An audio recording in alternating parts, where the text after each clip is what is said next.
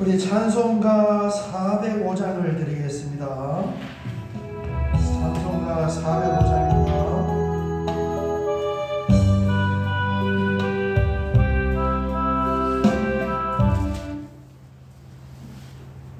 450장으로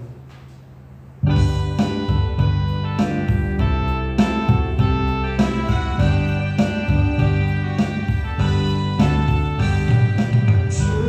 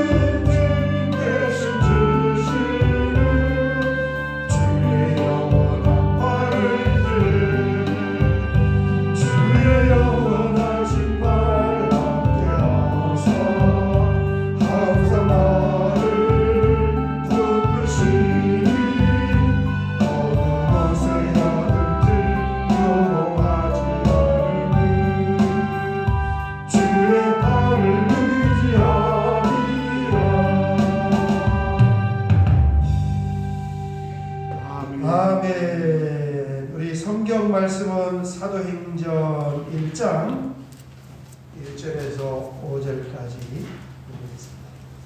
불이 하나가 안 켜집니다. 빨간색이 안 켜집니다. 사도행전 1장 1절에서 5절 말씀입니다. 우리 같이 사도행전 1장 1절에서 5절을 같이 봉독하겠습니다. 데오빌로여, 내가 먼저 쓴 글에는 무릇 예수께서 행하시며 가르치신 일을 시작하신부터 그가 택하신 사도들에게 성령으로 명하시고 승천하신 날까지의 일을 기록하였노라. 그가 고난받으신 후에 또한 그들에게 확실한 많은 증거로 친히 살아계심을 나타내서 40일 동안 그들에게 보이시며 하나님 나라의 일을 말씀하시느라. 사도와 함께 모이사 그들에게 분부하여 이르시되 예루살렘을 떠나지 말고 내게서 들은 바 아버지께서 약속하신 것을 기다리라. 요한은 물로 세례를 베풀었으나 너희는 몇 날이 못되어 성령으로 세례를 받으리라 하셨느니라. 아멘. 아멘. 예수님의 성령의 세례에 관한 이 약속의 말씀입니다. 이제 이번 주 수요일부터 밴드 우리 영상의 실시간으로 지금 가정에서 수요 예배 드리는 분들이 함께 참여해서 수요일에는 우리가 새벽에는 사도행전을 조금씩 새벽의 분량에 맞추어서 그동안 같이 나누었고, 수요일에는 이제 그것을 다 요약을 해서 어떤 때는 한 장만 요약하기도 하고 어떤 때는 10장을 요약하기도 하고 어떤 때는 전체를 다 요약하기도 하고 또 중간부터 해서 뒤로 요약하기도 하고 중간에서 앞으로 오기도 하고 그렇습니다. 오늘은 이제 밴드에서 처음 참여하는 분도 있고 그러니까 1장에서 23장까지 20분 동안 이 23장까지를 가장 간략하게 큰 주제와 큰 제목으로 한번 요약을 할 때 사도행전이 어떻게 흘러가는가 하는 큼직큼직한 주제로 보도록 하겠습니다. 성경을 우리 사도행전 1장을 다 펴셨잖아요. 사도행전의 1장의 핵심 내용은 예수님의 승천입니다. 예수님이 승천이셔서 왜 승천을 하시냐면은 성령을 부어주시기 위하여. 꼭 승천뿐만 아니라 죽으시고 부활하시고 승천하시기까지. 그래서 1장의 내용은 성령의 세례의 약속과 예수님의 승천, 그리고 뒷부분에는 이제 가룟 유다 대신 사도 한 사람을 더 선출해서 마띠아 사도를 선출하는 내용이 나옵니다. 넘어가서 2장으로 넘어가겠습니다. 요약을 해놓은 빨간 글씨를 참조하시면 좋아요. 2장에 보시면 권사님 오늘 그 원고보다도 그 성경책을 짚어주면 더 좋을 것 같아요.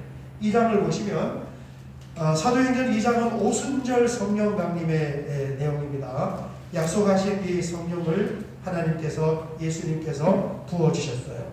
그래서 성령이 강림하시고 그 성령이 강림하는 그 현장을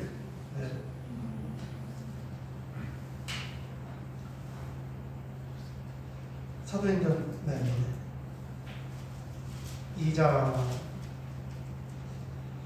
성령이 강림하는 그 현장을 이게 도대체 무슨 일인가 해서 베드로 사도가 오순절날 이제 그 사건을 성령 강림의 사건을 설교를 합니다.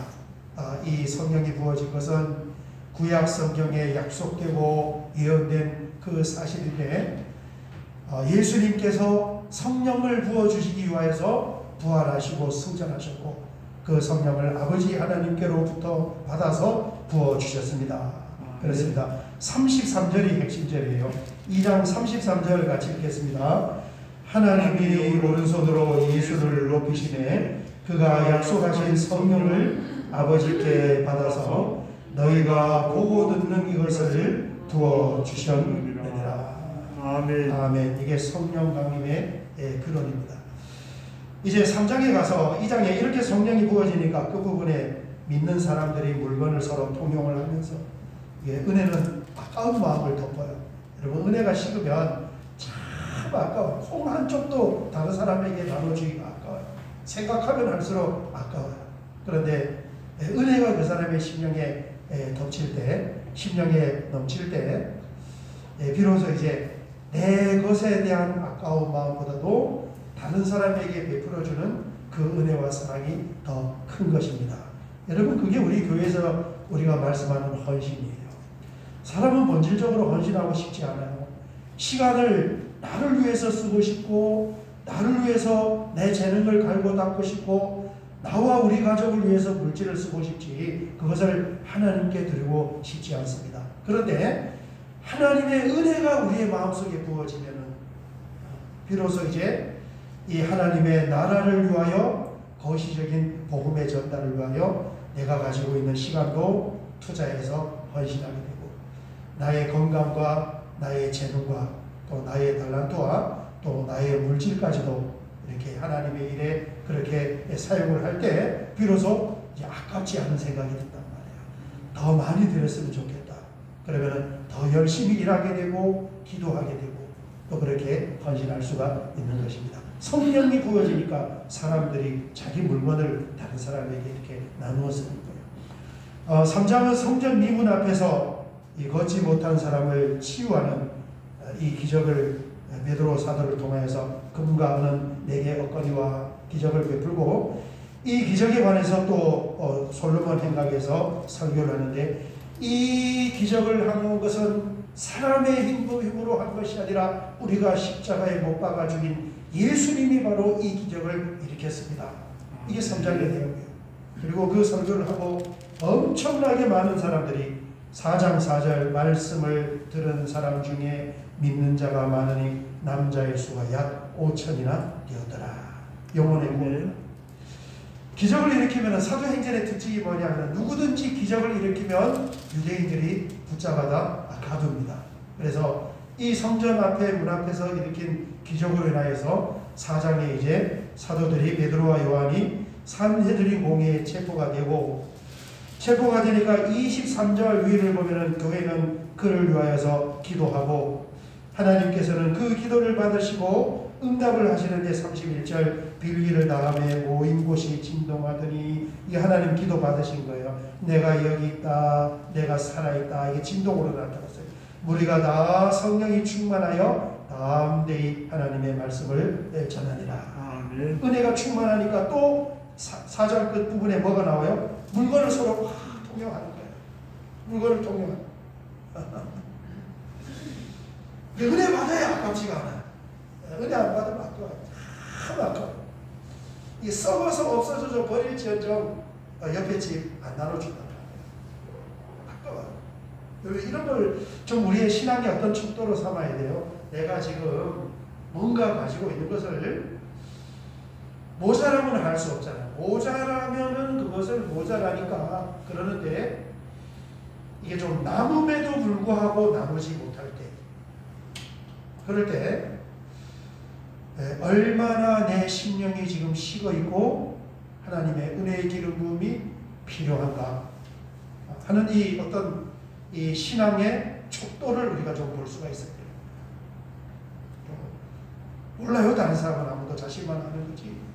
그러면은 하나님 앞에 은혜를 구하고 금융 다 비참하잖아요. 썩어서 이게 버리는데 너무 비참한 거 아닙니까? 내가 가지고 있는 걸 이게 썩어서 버리는데 다른 사람한테 못 준단 말이에요. 이게 얼마나 초라한 그리스도입니까? 그죠? 예수 안 믿는 사람들이 그렇게 얘기하는데 예수 믿으면서 그게 기름 부음이 빠져 있는 거예요. 거기에 은혜가 부어지면 썩어서 남는 것을 다른 사람에게 주는 것이 아니라 빌리고 꾸고 받아서라도 다른 사람에게 줘. 이게 은혜. 내가 대학 다닐 때 우리 반에 지독한 친구가 하나 있었어. 왜냐하면 이제 주중에는 그 섬에 갇혀서 못 나오고 주말에만 이렇게 나오는데 다 돈이 없잖아요. 뭐 다 제가 다니는 학교는 정말 전국에서 가난한 그런 아이들만. 왜냐하면 학비 무료, 기숙사 무료, 식비 무료, 옷 무료 다 무료로 하니까 돈 뭐 거의 이제 생활 형편이 넉넉하지 않은 그런 집 아이들이 오니까 애들이 조건적으로 돈이 없어요. 그래서 토요일날 나가서 이제 하룻밤 자면 돈 모아가지고 뭐 밥도 먹고 뭐도 먹고 하는데, 그 중에 이제 진짜 다른 사람에게 받고 커피도 안 사면 다 얻어먹기만 하는 애가 있어요. 그게 걔는 돈이 좀 많아요. 그래서 토요일날 나와서 이제 나머지 친구들이 다 돈을 쓰고 다 빈털터리가 되고, 일요일날 아침이 되면 돈은 걔만 가지고 있어요. 걔는 돈을 안 내니까. 그러면 자기만 돈이 있으면 그 다음날 아침에 있다면 나머지 돈 없는 아들한테 자기가 돈을 밥을 사줘야 되잖아요. 안 사줘요. 누가 밥 사주냐면은 내가 쟤한테 돈을 빌려가지고 지 밥도 사주고 저 밥도 사주죠. 지독하게 지독해. 아직 장가도 못 가고 혼자서. 예수 믿는 사람이 그런 은혜가 있으면 빌려서라도 대접을 할 수 있고, 은혜가 떨어지면 썩어서 버릴지언정 다른 사람에게 부어주고, 여기 지금 성령이 부어지고 전도가 되고 교회가 기도하고 하니까 계속 끝에 뭐가 나오냐면 물건을 서로 통용하고 나누고, 이게 어떤 그 현장이잖아요. 그러면서 이제 바나바 자기의 밭을 팔아서 사도들 앞에 드리는 4장 36절 37절 이 유명한 바나바가 등장을 하고, 거기에 대비해서 5장 아나니와 삽비라, 또 영광은 받고 싶지만은 속이고 싶은 아나니와 삽비라 사건이 나오고, 자 5장 12절부터 사도들이 지나가는 현장에 기적과 표적이 막 일어나는, 기적과 표적이 일어나면 반드시 유대인들은 사도들을 붙잡아다 가둡니다. 17절 사도들이 능욕을 받다 다시 산헤드린 공회에 갇히게 되고 죽이기로 결정을 하는데, 이제 사도 바울의 스승인 가말리엘이 중재를 서가지고 이렇게 채찍질을 하고 놓아줍니다. 그 다음에 이어지는 사도행전 6장, 7장, 8장은 집사님들에 관한 이야기예요. 일거리가 많아지니까 집사님들 좀 성출해야 되겠다, 일꾼을 세워야 되겠다, 사도들만 가지고는 안 되겠다. 그래서 여러분 잘 아시는 스데반 집사님, 빌립 집사님의 7 집사님을 세우고, 그렇게 세우고 나서 보니까 6장 중반입니다. 8절 위를 보면은 이 스데반 집사님이 나가서 복음을 전하니까 사도들과 똑같은 기적이 막 일어나는 거예요. 기적이 일어나면은 붙잡히게 됩니다. 스데반을 붙잡히고, 스데반이 붙잡힌 채로 7장에 스데반 설교하고, 그리고 그 설교를 마치면서 그 설교가 듣기 싫어서 우발적으로 달려들어서 스데반을, 유대인들이 살인입니다, 그냥 때려서 죽여버려요. 이게 스데반의 순교예요. 8장으로 넘어가서 8장은 빌립 사도에 관한 이 말씀이 나오는데, 사마리아에 가서 복음을 전하고, 8장은 그 다음에 에디오피아 내시를 전도를 해서, 지금도 에디오피아가 이 예수 믿는 북아프리카에 있는 그 주변에 있는 모든 나라들, 이집트, 리비아 이런 나라들이 전체가 다 이슬람 국가인데, 요 빌립 집사님이 에디오피아에 있는 궁궐의 내시를 전도하고, 그 내시가 돌아가서 여왕을 전도하고 왕궁을 전도하고 사람을 전도해서 2000년 전에 일어났던 이 일이 지금까지 이어지면서 북아프리카에서 유일하게 기독교 국가가 에디오피아입니다. 우리나라 6.25 때 우리나라에 파병 군사도 보내준 그런 나라예요. 그 기사가 나왔습니다. 사도행전 9장은 사도 바울이 회개하는 장입니다. 여러분 부분적으로는 아실 거예요. 다메섹 도상에서 바울아 바울아 사울아 내가 어찌하여 나를 박해하느냐, 바울을 찾아오신 이 예수님을 만나게 되고 회개하게 되는 것입니다.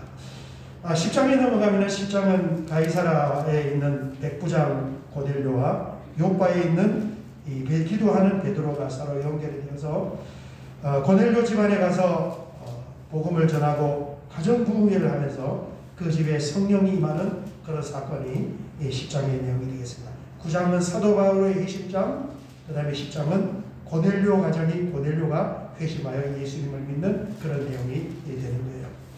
11장으로 내려가면은 11장에 가면은 이제 이방인들에게 복음을 전해도 되느냐 안 되느냐 그런 어떤 질문이 나오는 때 초창기니까 유대인 중심에서 이방인에게 과연 복음을 전해도 되는가 안 되는가, 왜 구약 성경은 유대인들만 가지고 있었으니까 그때 이제 아주 중요한 이 베드로 사도의 간증이 나오는데 이방인에게 복음을 전하는 것이 하나님의 뜻이다. 왜냐하면 내가 기도하는 가운데 고넬료 집으로 가라는 그 응답을 받고 그 집에 가서 거기에 모여있는 모든 이방인들만 모였는데 거기서 복음을 전했더니 정말 놀라운 일을 보게 되었는데 오순절날 유대인에게 부어줬던 그런 성령의 부음이 이방인에게도 부어지더라는 거예요. 그걸 보면은 하나님께서 이방인에게 복음을 전하는 것이 하나님의 뜻이다. 그렇습니다. 11장 17절 18절 같이 읽겠습니다. 그런즉 하나님이 우리가 주 예수 그리스도를 믿을 때에 주신 것과 같은 선물을 그들에게도 주셨으니 내가 누구에게 하나님을 능히 맡겠느냐 하더라. 그들이 이 말을 듣고 장장하여 하나님께 영광을 돌리되 그러면 하나님께서 이방인에게도 생명을 얻는 회개를 주셨도다 하니라. 아멘. 이방인에게도 전도해도 됩니다 라는 결정이 일어나니까 이제 이방인들을 전도해서 안디옥 교회라는 사도 바울의 선교 본부가 교회가 세워지게 됩니다. 11장 하반부예요. 그 다음에 12장은 헤롯 아그리파 왕이 등장을 하는데 이 헤롯 아그리파 왕이 정치적으로 야고보 사도를 죽이고 또 베드로를 감옥에다가 가뒀어요. 죽이려고. 그래서 교회가 그를 기도하면서 이제 여종이 나와서 베드로를 보는 그런 장면이 앞에 나오고 12장 하반절에 가면은 이 헤롯이 벌레가 먹어 죽는 그 유명한 사건이 이제 나옵니다. 헤롯 아그리파 1세 왕이 죽게 되고 이제 이 유대 지역을 다스리는 왕은 이 아들이 되는 헤롯 아그리파 2세가 왕이 되는데 그 헤롯 아그리파 2세 왕 때에 누가 활동하느냐? 사도 바울이 선교 활동을 하게 되는 거예요. 뒷부분에 그렇게 이어지게 됩니다. 이제 13장부터 이 사도행전을 두 부분으로 나누면 12장까지가 전반부가 되고 그 다음에 13장부터 후반부가 되는데 저희가 지금 이제 내일 새벽에 24장을 합니다. 5장 남았어요. 24부터 28까지 5장 하면은 사도행전 전체를 다 하게 되고 이제 전반 내용을 다 우리가 이해를 할 수 있게끔 그렇게 됩니다. 13장, 14장은 이제 사도 바울이 13장에 보면은 바나바와 사울을 안디옥 교회가 선교사로 안수하여 선교사로 파송을 합니다. 13장 3절을 보면 이에 금식하고 기도하고 두 사람에게 이게 바나바와 바울입니다. 안수하여 선교사로 파송하니라 그랬습니다. 그래서 이 바나바와 바울이 이제 북으로부터 해서 쭉 비시디아 안디옥 전도를 하고 쭉쭉 전도해서 14장 이고니온에서 전도를 하고 이거는 이제 칠판을 보면은 이게 화면에는 칠판이 안 나오죠. 제가 우리 예전에 단톡에다가 그 선교 여행에 관한 그림을 그려놓은 걸 올려놨는데 그걸 보면은 더 이해가 빨라요. 그리고 루스드라 전도를 하면서 터키 남부 지방을 한 번을 이렇게 간략하게 전도를 하고 약 2년에 걸쳐서 이렇게 전도를 하고 2000km 우리 서울에서 북경까지 왕복 다녀오는 그 거리를 가면서 전도하고 돌아오면서 한 번 더 살펴보는 이게 사도 바울의 1차 전도예요. 그리고 돌아와서 이제 선교 보고를 하게 됩니다. 15장에 넘어와서 15장은 여러분 주제가 뭔지 암기하면 좋습니다. 예루살렘 공회의 처음으로 신약 시대에 이 종교회의가 열렸습니다. 그 종교회의 주제가 뭐냐면 이제 유대인 외의 이방인들도 예수님을 많이 믿게 되었는데 이 이방인이 율법을 지켜야 됩니까? 안 지켜야 됩니까? 유대인들처럼 구약의 율법을 잘 지켜야 됩니까? 안 지켜야 됩니까? 이 주제를 가지고 종교회의를 한 거예요. 제가 며칠 전에 인터넷에 접속을 했더니 어떤 그 43살 된 남자가 자기 엄마가 지금 사이비 종교에 빠져 있다고 그러는 거예요. 그래서 제가 어디에 빠져 있는가 궁금해가지고 물어봤더니 사이비 종교가 아니고 건강한 종교예요. 좀 열심히 특심인 그런 유명한 우리 서울에 있는 유명한 그 교회를 다니는데 좀 열심히 있는 것이 사이비 종교가 아니단 말이에요. 그래서 야 너가 엄마 다니는 교회 사이비 아니다 그랬더니까 알고 보니 엄마가 사이비 종교에 다니는 게 아니고 지가 사이비 종교에 다니는 어떤 신앙을 가지고 있냐면 구약 믿음으로 구원을 받는 것이 아니라 철저하게 순종을 해서 누가 어떤 목사가 그걸 가르쳤는지 진짜 그 만나서 목사 귓방매를 한 대 때려 조언을 붙이고 싶어. 여러분 순종이라는 것은 기준점이 될 수가 없어요. 그거는 많이 순종을 하는 사람도 있고 적게 하는 사람도 있고 순종의 척도로 우리가 천국을 가는 것이 아니라 하나님이 우리에게 주신 그 믿음, 너희가 그 믿음으로 말미암아 구원을 받았으니 이는 행위에서 난 것이 아니라 하나님의 선물이라. 누구든지 자기 행위를 가지고 자랑하지 못하게끔 하려 합니다. 이 에베소서 2장을 펼쳐서 믿음으로 구원을. 그게 척도예요, 척도. 그게 천국을 들어가는 커트라인은 믿음이에요, 믿음. 그래서 우리가 순종하지 않아도 연약하여 순종하지 못해도 예수님의 보혈의 은총과 예수님의 죽음의 공로는 나의 연약한 불순종뿐만 아니라 내 과거, 현재, 미래 모든 죄까지 다 씻어지고 남는다. 그러면서 이제 에베소서 2장 7, 8, 9절을 제가 이렇게 써서 넣어줬더니 그것 듣고는 대답도 안 하더라고요. 그전에는 이야기하고 지금 그 이야기 하는 거예요. 구약 유대인들처럼 율법을 지켜야 되냐 지키지 말아야 되냐. 이게 사도행전 15장의 종교회의 내용인데 어떻게 결론이 났습니까? 우리도 못 지키는 것을 왜 그 사람들에게 법궤로 지키라고 하느냐. 제가 그랬어요. 야, 너 그렇게 가르친 너네 교회 담임 목사도 그거 못 지켜. 말만 그렇게 할 뿐이지 지도 그거 못 지켜. 15장이 그거예요. 유대인인 우리도 율법을 못 지키는데 왜 이방인들에게 그거 지키라고 징을 지으려고 하느냐. 구원은 율법을 지켜서 얻는 것이 아니라 하나님의 믿음의 선물로 말미암아 구원을 받는 것이야. 이게 이제 15장의 내용입니다.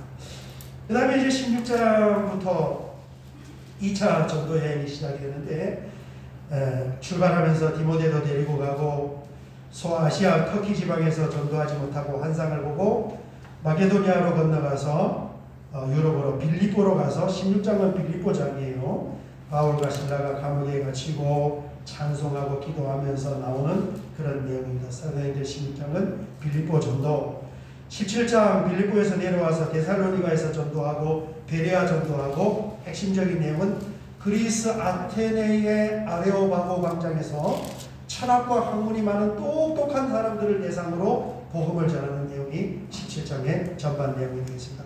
18장 그리스 반도 남부에 내려와서 고린도에서 전도를 하는데 18장 전체 내용이 다 이제 고린도에서 전도하고 전도를 마치고 배 타고 건너와서 안디옥까지 가면서 2차 전도 여행이 23절에서 끝나요.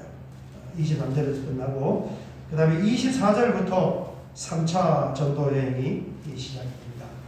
3차 전도 여행은 19장, 20장, 21장 3장에 걸쳐서 나오는데 19장 전체는 다 에베소에서 3년 동안 머무르면서 사도 바울이 전도하는 에베소 이야기가 나오고 그 다음에 20장에 넘어가서 마게도니아로 다시 유럽으로 건너가서 그리스 반도 북부 남부를 거쳐서 다시 터키 지방인으로 돌아옵니다. 거기에서 죽었던 유두고를 살리는 사건이 20장에 나오고 드로아 밀레도에서 다시 한번 에베소 장로들을 초청을 해서 이제 다시는 당신들을 보지 못합니다. 이제는 로마에 가서 순교할 길이 기다리고 있는 거예요. 그러니까 3차 선교여행의 핵심은 에베소입니다. 19장 전체가 에베소를 이야기하고 있고 20장에 듬성듬성 다른 이야기도 나오지만 20장에도 에베소 교회의 장로님들을 초청해서 고별 전도하는 설교하는 그 내용이 나옵니다. 3차의 핵심은 다 에베소예요. 21장 3차 선교여행을 마치고 예루살렘으로 돌아왔습니다. 그리고 성전에 있으면서 모함을 당하여서 이제 체포가 돼요. 21장 27절 28절 그 이래가 거의 참에 같이 읽겠습니다. 27절 28절 시작. 그 이래가 거의 참에 아시아로부터 온 대인들이 성전에서 바울을 보고 모든 무리를 충동하여 그를 붙들고 외치되 이스라엘 사람들아 도우라. 이 사람은 각처에서 우리 백성과 율법과 이곳을 비방하여 모든 사람을 가르치는 그 자인데 또 헬라인을 데리고 성전에 들어가서 이 거룩한 곳을 더럽혔다 하니. 그랬습니다. 여기에서 죄가 없음에도 불구하고 모함을 해서 사도 바울을 체포해요. 그리고 죽이려고 합니다. 그럴 때 이제 로마의 군인들이 개입을 해서 이게 무슨 소란이냐. 그러니까 사도 바울 한 사람을 넣고 그 한 사람을 유대인들이 막 죽이려고 하니까 그 사람을 빼서 이 예루살렘 성전에 붙어 있는 안토니아 요새로 이 사도 바울을 피신을 시키려고 합니다. 22장의 내용은 그 안토니아 요새로 올라가는 계단에 서서 사도 바울이 유대인들을 대상으로 설교 간증을 하는 내용인데 22장에 넘어가면은 어느 장하고 똑같은 내용이 나오냐면은 9장하고 똑같은 내용. 바울 사도가 예수 믿는 사람을 붙잡으러 체포하러 다니다가 다메섹도상에서 다가오신 예수님을 만난 그 이야기를 이제 22장에서 간증하는 거예요. 나도 원래는 예수 믿는 사람을 싫어하고 그 사람 붙잡아 다녔는데 다메섹으로 가는 이 과정 가운데서 싸우라 하면서 예수님이 다가왔다. 그래서 그렇게 내가 예수님을 믿게 되었고 예수님을 믿으면서 나를 향한 하나님의 뜻과 계획이 있는 것을 내가 발견하게 되었다. 이 간증을 하니까 그 간증을 들은 유대인들이 저놈을 죽여라 하면서 막 달아들어요. 그게 22장 22절 23절입니다. 같이 한번 읽겠습니다. 이 말하는 것까지 그들이 듣다가 소리 질러 이르되 이러한 자는 세상에서 없애버리자 살려둘 자가 아니라 하여 떠들며 옷을 벗어 던지고 티끌을 공중에 날리니. 아멘. 막 달려들어서 바울을 죽이자 하니까 이 로마 군인 천부장이 또 사도 바울을 이렇게 해서 도대체 이 사람이 무슨 죄가 있길래 저렇게 유대인들이 자꾸 이 사람을 죽이려고 하느냐. 그 진상을 좀 알아봐야 되겠다. 그렇게 생각이 들어서 이 사도 바울을 예루살렘 유대인들의 산헤드린 공회로 국회로 이렇게 넘겨요. 재판으로. 한번 취조를 해봐라. 이 사람이 무슨 죄가 있냐. 그래서 23장에 가면은 이 사도 바울이 산헤드린 유대인 공회에서 한 번 더 설교를 합니다. 나는 부활하신 그 예수님을 부활을 증거하는 그런 일을 했지 다른 죄를 진 것이 아닙니다. 이렇게 이제 한번 설교를 하니까 유대인들이 어떻게 반드시 저놈은 죽여버려야 돼. 살려두면 큰일 나겠다. 그래서 사도 바울을 죽이기까지는 내가 먹지도 않고 마시지도 않겠다. 이 작심을 한 이 암살 특공대가 40여 명이 자원을 했습니다. 그게 12절 13절입니다. 보면 12절 13절 같이 읽겠습니다. 날이 새매 유대인들이 담을 지어 맹세하되 바울을 죽이기 전에는 먹지도 아니하고 마시지도 아니하였다 하고 이같이 동맹한 자가 40여 명이더라. 아멘. 사도 바울을 암살조가 중간에 매복을 해서 암살을 하려고 40명이 되기를 하니까 그 비밀이 이제 바울의 조카 외조카가 그 비밀을 어떻게 캐치를 하고 바울을 면회 가서 천부장에게 가르쳐줘요. 지금 암살 모임이 있다. 그러니까 이 천부장이 예루살렘의 치안을 담당하는 사람인데 자기가 치안을 담당하는 그곳에서 이 암살 살인 사건이 일어나면은 자기가 문책을 당할 것 같으니까 서둘러서 사도 바울을 어디로 보내냐면은 가이사라에 있는 벨리스 유대에서 로마에서 파송받은 이 유대 지역을 다스리는 총독에게로 사도 바울을 넘기는 거예요. 총독에게로 넘기면서 그 총독 샤나에서 법정을 열어서 재판을 할 수 있게끔 그렇게 이제 천부장이 사도 바울을 한밤중에 부랴부랴 빼가지고 밤을 새면서 예루살렘에서 가이사라까지는 약 100km 정도 되는 그 긴 거리를 사도 바울을 보내버린다. 이게 23장 내용이에요. 사도 바울을 예루살렘에서 가이사라로 재판을 향하여 보내는 이 결정이 무슨 결정이 되느냐? 바울을 로마로 보내는 이 마지막 바울의 선교의 여정의 출발점이 되는 것입니다. 여기까지가 23장이고 24장은 이제 베리스 총독하에서 어떤 재판이 이루어지는가 하는 것이 24장이에요. 오늘 제가 영상으로도 예배드리는 분이 있고 해서 전반적으로 짧게 해서 1장에서부터 23장까지 전체를 한번 이렇게 훑어보았는데 이제 다음 주에는 부분적으로 또 훑어보고 한 5장을 남았는데 5장 정도 하려면 한 2-3개월 정도 시간이 한 2개월 정도는 소요되지 싶어요. 그 2달 동안 계속 수요일에 반복을 해서 전반부, 후반부, 앞으로, 뒤로 복습을 하면 그 말씀을 잘 이렇게 따라오신 분은 사도행전 하나는 전체적으로 다 이해가 될 수 있는 그런 은혜가 있을 줄 믿습니다.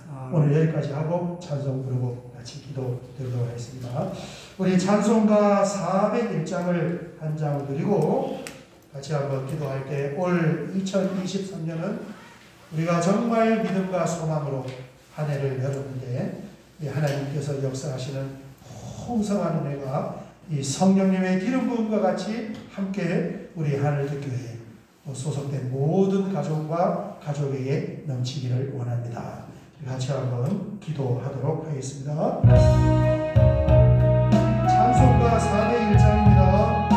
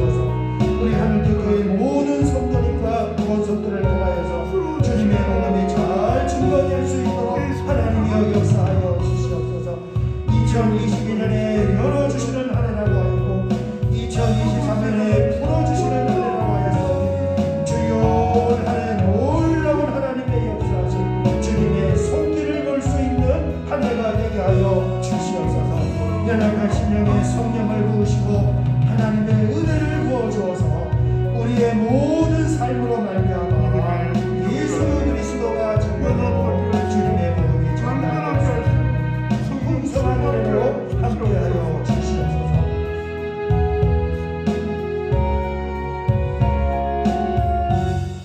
주님 감사합니다. 사도행전 말씀을 함께 나누면서 그 말씀의 역사를 일으키신 하나님과 예수님의 은혜, 또 성령님의 역사하심과 인도하심에 충만한 은혜가 우리 하늘특교의 모든 성도님들 위해 가득히 부어질 줄 믿습니다. 아멘. 그리하여 아버지 하나님, 우리가 연약함이 많음에도 불구하고 주님의 손에 붙잡힌 바 되게 하시고 가까이 있는 우리의 가족에서부터 또 멀리 있는 사람까지 많은 사람들을 하나님께로 인도할 수 있는 축복의 통로로 사용하여 주시옵소서. 아멘. 올 2023년 첫 주간 수요 예배를 드리며 매 수요일마다 드려지는 이 예배와 함께 나누는 말씀이 우리의 믿음의 영양분이 충분히 될 줄 믿사오며 예수님의 이름으로 기도하옵나이다. 아멘.